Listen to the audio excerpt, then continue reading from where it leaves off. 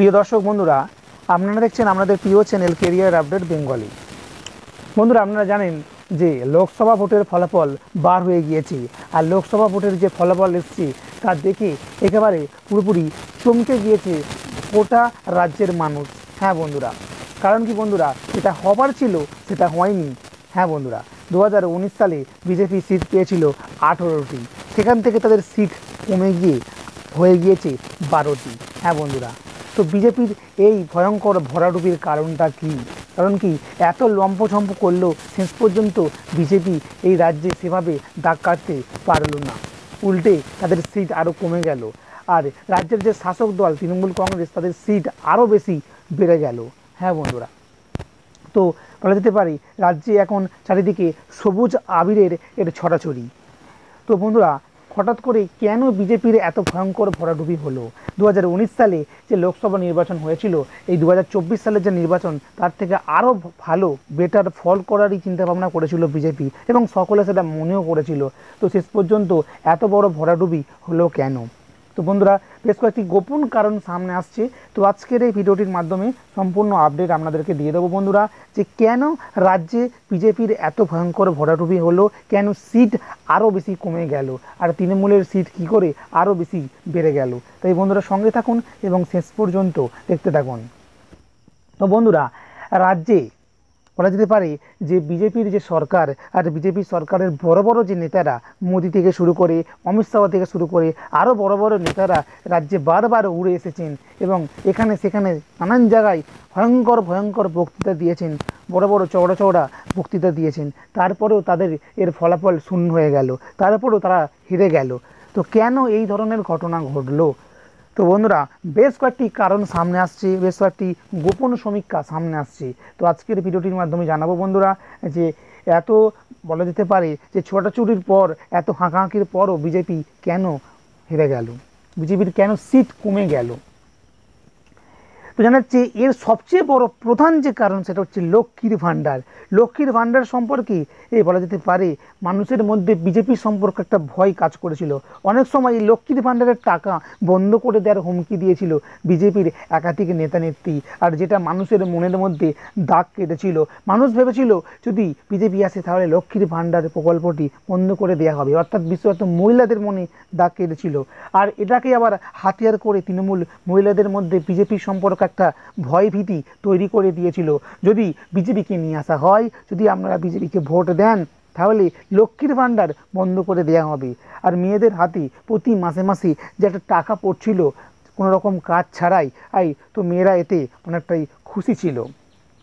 তাই তারা এই লক্ষ্মীর ভাণ্ডারকে হাত ছাড়া করতে চাইছিল না। তাই বলা যেতে পারে এই যে তারা এই কারণে বিজেপির থেকে মুখ ফিরিয়ে নিয়েছিলেন। 2 নম্বরে যে কারণটি সামনে আসছে তা হচ্ছে এটাও লক্ষ্মীর ভাণ্ডার। বঙ্গে তৃণমূলকে মাইলেজ দিয়েছিল বলা যেতে পারে এই লক্ষ্মীর ভাণ্ডার। বিজেপিকে ধরাশায়ী করার পেছনে সবচেয়ে বড় কারণ হলো এই লক্ষ্মীর ভাণ্ডার। কারণ কি, ভোটের বেশ কিছুদিন আগেই বলা যেতে পারে, অর্থাৎ এই প্রকল্পটি 2021-এর বিধানসভা নির্বাচনের আগে ঘোষণা হয়েছিল, এবং ভোটের বেশ কিছুদিন আগেই এই প্রকল্পে, অর্থাৎ যখন বাজেট পেশ করা হয়েছিল, তো দেখা যাচ্ছে এই প্রকল্পে টাকার পরিমাণ দ্বিগুণ করে দেওয়া হয়েছিল, যার ফলে স্বাভাবিকভাবে মহিলাদের ভোট ঢুকেছে তৃণমূলের ঝুলিতে। তো বন্ধুরা, বুঝতে পারছেন, স্বাভাবিকভাবেই বলা যেতে পারে যে মহিলাদের মনের মধ্যে দাগ কেটেছিল এই লক্ষ্মীর ভাণ্ডার যে দ্বিগুণ করে দেওয়া হয়েছিল, তার ফলে বলা যেতে পারে যে তারা আরও তৃণমূলের দিকেই ঘুরে গিয়েছিলেন, তারা বিজেপির থেকে মুখ ফিরিয়ে নিয়েছিলেন। 3 নম্বর যে কারণটি উঠে আসছে, কেন্দ্রীয় তদন্তকারী সংস্থাকে দিয়ে বারবার বলা যেতে পারে শাসক দলের নেতা নেত্রীদেরকে অপদস্থ করা হয়েছিল, যেটা ভোটাররা মেনে নিতে পারেননি। বারবার বিভিন্ন নেতা নেত্রীদের বাড়িতে দেখা গিয়েছে ইডি সিবিআইয়ের হানা হচ্ছে, যেটা একেবারে মেনে নিতে পারেনি রাজ্যের বহু মানুষ বা বলা যেতে পারে বহু ভোটাররা। আর যেটাই একেবারে বুমেরাং হয়ে গিয়েছে বলা যেতে পারে। বাংলায় তৃণমূলের ভালো ফলাফলের ক্ষেত্রে যেখানে সংখ্যালঘু ভোটকে অনেকটা দায়ী করা হয়, সেই বলা যেতে পারে সংখ্যালঘু ভোটকে এতটুকু চির ধরাতে পারেনি এই বিরোধী দল অর্থাৎ বিজেপি। কারণ কি, বারবার সংখ্যালঘু দলের হয়ে কথা বলেও সংখ্যালঘুদের মন কাটতে পারেনি এই বিজেপি দল। অন্ততপক্ষে সেরকম তথ্য উঠে আসছে, জানা যাচ্ছে যে সংখ্যালঘুদের কোনো ভোটই পড়েনি বিজেপির পক্ষে, সমস্তটাই ভোট গিয়েছে তৃণমূলের পক্ষে। আর যার ফলে এতটা পরিমাণে বলা যেতে পারে বিজেপির সিট কমে গিয়েছে। বঙ্গে বিজেপির অবক্ষয়ের বড় কারণ হয়ে উঠে আসছে যে বিধানসভা নির্বাচনের ফলাফল প্রকাশের পর যে ভোট পরবর্তী হিংসা তৈরি করা হয়েছিল বা হিংসা হয়েছিল, তখন বিজেপি কর্মীরা প্রচুর পরিমাণে আক্রান্ত হয়েছিলেন। তো দেখা যাচ্ছে এই বিজেপি কর্মীর যে আক্রান্ত হয়েছিল, সেখানে বিজেপির বড় বড় যে নেতারা তারা কেউ পাশে গিয়ে দাঁড়াননি। হ্যাঁ, নিচু দলের নেতা নেত্রীদের সঙ্গে তারা কোনো যোগাযোগই রাখেননি। ভোট হয়ে গিয়েছে, তারা চলে গিয়েছে, কোনো রকম কোনো সাহায্য তারা করেন নিচু তলার কর্মীদের। তাই নিচু তলার কর্মীদের মনের মধ্যে একটা ক্ষোভ তৈরি হয়েছিল, যার ফলস্বরূপ তার ফল গিয়ে পড়েছিল এই ভোটের ওপরেই। হ্যাঁ বন্ধুরা, অর্থাৎ বারবার আক্রমণ তাদের করা হলেও, তাদের ওপর মারধর করা হলেও কোনো উঁচু তলার কর্মীরা তাদেরকে এসে সাহায্য করেনি বা তাদের পাশে দাঁড়ায়নি। মাত্রাতিরিক্ত আত্মবিশ্বাস বিজেপির সবচেয়ে বড় অবক্ষয়ের কারণ বলে মনে করছে রাজনৈতিক বিশ্লেষকরা। হ্যাঁ বন্ধুরা, জানা যাচ্ছে যে লোকসভা নির্বাচনে তৃণমূল একেবারে ঠান্ডা মাথায় কাজ করেছে। সেখানে বিজেপি এর নেতা নেত্রীরা বারবার এতটাই তারা আত্মবিশ্বাস হয়ে গিয়েছিলেন এবং এতটাই তারা বলা যেতে পারে গর্জন করেছিলেন, যেন তারা মনে করেছিলেন যে তাদেরকে সকলে ভোট দেবে বা তারা সবচেয়ে বেশি জয়লাভ করবে। এমনকি বলা যেতে পারে যে কেন্দ্রের সেন্ট্রালের বড় বড় নেতা নেত্রীরা এখানে এসে যেভাবে তারা বলা যেতে পারে গর্জন করেছিলেন, যেভাবে তারা মিটিং মিছিল করেছিলেন, তাতে তাদের পাশে যেভাবে মানুষজন ছিল বা হেঁটেছিলেন বা চলেছিলেন, তারা মনে করেছিলেন যে তারা সবচেয়ে বেশি জয়লাভ করবেন। কিন্তু সম্পূর্ণ ব্যাপারটি উল্টো হয়ে গিয়েছে। ইন্ডিয়া জোট বিজেপির এই অবক্ষয়ের অন্যতম কারণ বলে মনে করছে রাজনৈতিক মহলের এর একটা বিশ্লেষকরা।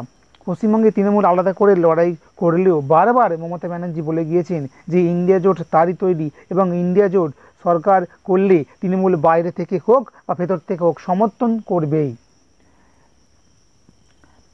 বেশ কয়েকটি জায়গায় বিজেপির সবচেয়ে বড় হারের কারণ হচ্ছে তারা তৃণমূলের বেশ কয়েকটি নেতাকে তারা নিয়েছিল এবং সেই তৃণমূলের বড় বড় নেতারা বিজেপিতে যোগদান করে বড় বড় চওড়া চওড়া ভাষণ দিচ্ছিলেন, যেটা সেখানকার ভোটাররা, সাধারণ ভোটাররা মেনে নিতে পারেননি। আপনারা দেখেছেন অনেক বড় বড় নেতা রয়েছে তৃণমূলের, শাসক দলের নেতা ছিল যারা হুট করে বিজেপিতে গেছে এবং বিজেপিতে গিয়ে তারা তৃণমূলকেই ভয়ঙ্করভাবে আক্রমণ করেছে।